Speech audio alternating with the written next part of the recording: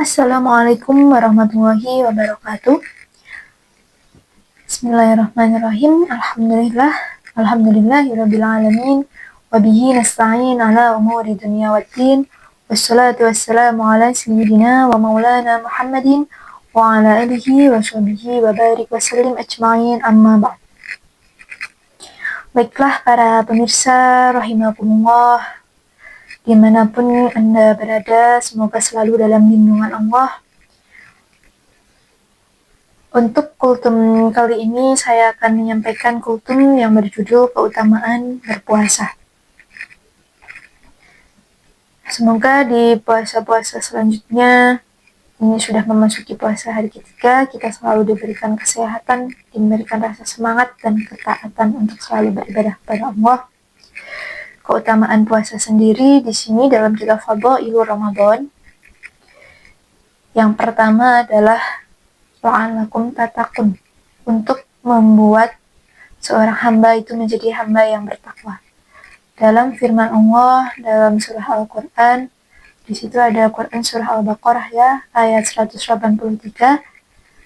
Bismillahirrahmanirrahim. Ya ayyuhalladzina amanu kutiba alaikumusyamu kama kutiba alal ladzina min qablikum la'allakum tattaqun. Ada kata-kata la'allakum tattaqun, supaya kalian semua, kata Allah, itu menjadi hamba yang bertakwa. Yang mana arti dari takwa sendiri adalah selalu menjalankan perintah Allah dan menjauhi larangan Allah. Allah sangat menyukai hambanya yang seperti itu, hamba yang menjalankan perintah Allah dan menjauhi larangan Allah. Jadi kalau misalnya seorang hamba ini ingin menjadi hamba yang bertakwa, salah satunya yakni dengan melakukan puasa. Kemudian keutamaan puasa lagi dalam kitab Fadhailur Ramadan adalah puasa ini pahalanya hanya Allah yang mengetahui. Jadi kita tidak mengetahui, orang yang berpuasa itu nggak mengetahui pahalanya puasa itu apa. Yang mengetahui dan membalas itu hanya Gusti Allah sendiri.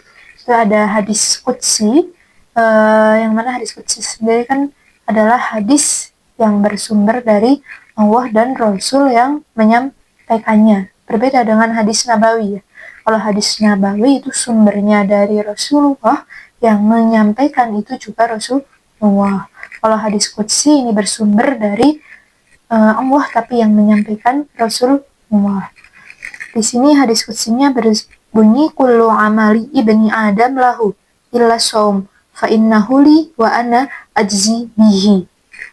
Allah berfirman bahwasanya semua amal manusia itu berbalik lagi kepada mereka manusia dan mereka mengetahui pahalanya, kecuali puasa.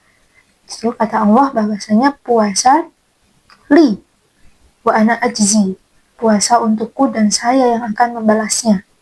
Maksudnya puasa untukku dan aku yang akan membalasnya, situ maksud dari hadis qudsi tersebut adalah bahwasanya puasa itu memang sangat besar pahalanya, sampai-sampai itu Allah sendiri yang akan membalas pahala dari puasa tersebut.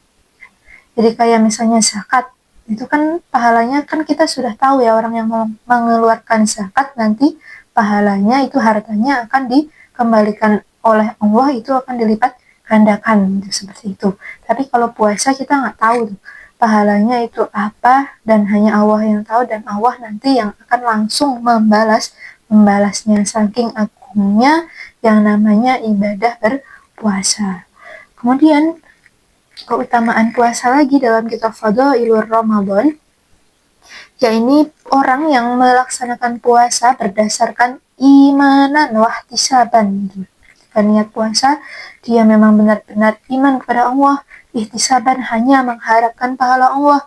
Jadi orang yang berpuasa tersebut itu nggak niat untuk pamer, nggak niat untuk riya, nggak niat untuk ikut-ikutan dengan orang lain ya. Kalau misalnya di sosmed itu namanya FOMO ya, ikut-ikutan dengan orang lain. Nah, orang tersebut di sekitarnya pada melakukan puasa, kita ikut-ikutan puasa. Nah, seperti itu namanya bukan ikhlas, bukan ikhlas lillahi ta'ala.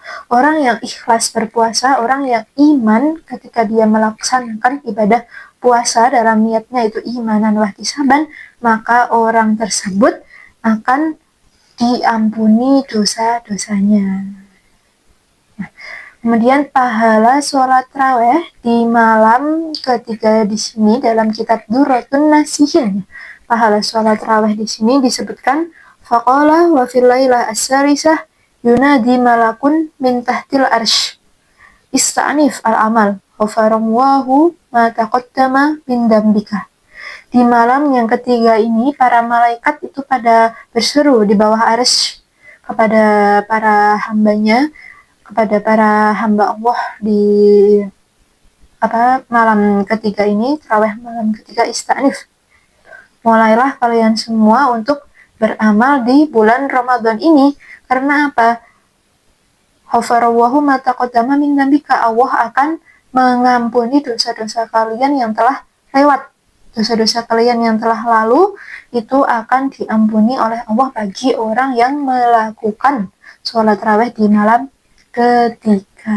Ya, tapi saya ingatkan lagi dan selalu saya ingatkan bahwasanya di sini ya keutamaan atau fadilah sholat tarawih dalam kitab Durratun Nasihin ini hanya untuk memberikan kita motivasi, hanya untuk memberikan kita semangat, bukan kita jadikan sebagai tendensi hukum atau kita jadikan acuan bahwasanya hadis itu bisa buat membuat kita ibadahnya ini semangat lagi.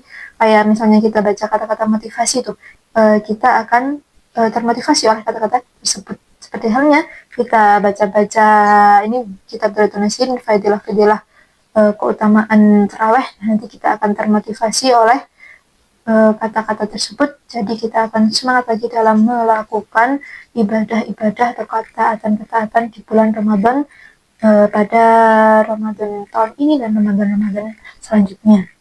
Sekian dari saya undur diri. Assalamualaikum warahmatullahi wabarakatuh.